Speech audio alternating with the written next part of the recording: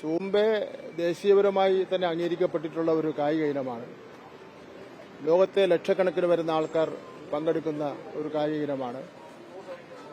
ആ കായിക ഇനത്തെ പരസ്യമായി ആക്ഷേപിച്ചിരിക്കുകയാണ്. ആക്ഷേപ വാക്കുകൾ എന്തൊക്കെയാണെന്നുള്ളവരെ ഞാനിവിടെ പറയുന്നില്ല. അതുകൊണ്ട് തന്നെ കായിക ലോകത്തെ ആകെ, കായിക രംഗത്ത് പ്രവർത്തിക്കുന്നവരെ ആകെ തന്നെ, കായിക താരങ്ങളെ ആകെ തന്നെ ആക്ഷേപിച്ചിരിക്കുകയാണ്.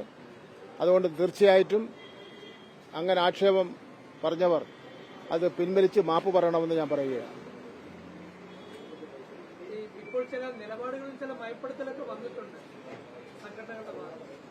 ഒരു സ്കൂളിൽ ഒരു പൊതുവിദ്യാഭ്യാസ വകുപ്പിന്റെ കീഴിൽ എന്തൊക്കെ കാര്യങ്ങൾ ചെയ്യണമെന്ന് സംബന്ധിച്ചിടത്തോളം അത് അക്കാഡമിക് കാര്യങ്ങളിൽ എന്ത് വേണം, നോൺ അക്കാഡമിക് കാര്യങ്ങളിൽ എന്ത് വേണം, അത്തരം കാര്യങ്ങളൊക്കെ തന്നെ തീരുമാനിക്കുന്നതിന് വേണ്ടി തെരഞ്ഞെടുക്കപ്പെട്ട ഗവൺമെന്റുണ്ട്. ആ ഗവൺമെന്റ് തീരുമാനിക്കും.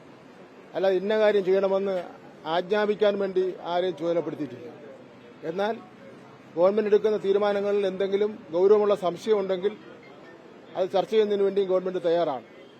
എന്നാൽ ബോധപൂർവം എല്ലാവർക്കും അറിയാവുന്ന ഇത്തരം കാര്യങ്ങളെ സംബന്ധിച്ചിടത്തോളം ഒരു വർഗീയ നിറം കൊടുത്തുകൊണ്ട് ഒരു മതേതരത്വത്തിന് യോജിക്കാത്ത രൂപത്തിലുള്ള അഭിപ്രായം പറഞ്ഞാൽ അത് അംഗീകരിക്കുന്നതിന് വേണ്ടി തയ്യാറല്ല. ഇതിൽ ഈ സൂംബ നൃത്തത്തിൽ പങ്കെടുക്കുന്ന ലക്ഷക്കണക്കിന് വരുന്ന വിദ്യാർത്ഥിനികളെ ആക്ഷേപിക്കുന്ന രൂപത്തിലുള്ള പെരുമാറ്റമാണ് ഉണ്ടായിട്ടുള്ളത്. എന്ന് മാത്രമല്ല, ഇപ്പോൾ സ്കൂൾ യൂണിഫോം അതിനെ സംബന്ധിച്ചിടത്തോളം ഉടനെ വിവാദം. കുട്ടികൾ മിക്സഡ് ആയിട്ട് കുട്ടികൾ കളിക്കാൻ പാടില്ല, അതൊരു വിവാദം.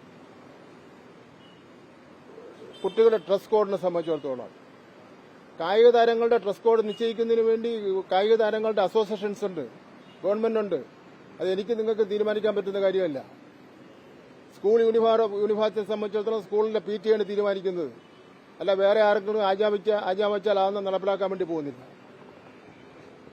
ചില ദിവസങ്ങളിൽ പരീക്ഷ നടത്താൻ വേണ്ടി പാടില്ല. ന്യായമായ ദിവസങ്ങളിൽ പരീക്ഷ നടത്താതിരിക്കും, അതിനൊരു സംശയമില്ല.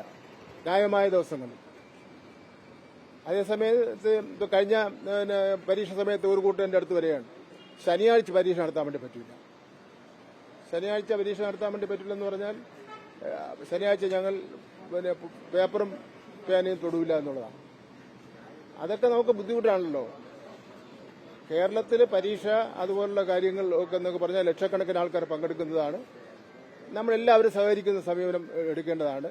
എന്നാൽ ന്യായമായ ഏതെങ്കിലും കാരണം കൊണ്ട് മാറ്റിവെക്കേണ്ട വിഷയങ്ങളുണ്ടെങ്കിൽ അത് മാറ്റിവെക്കുന്നതിന് വേണ്ടി ഗവൺമെന്റ് സന്നദ്ധമാണ്.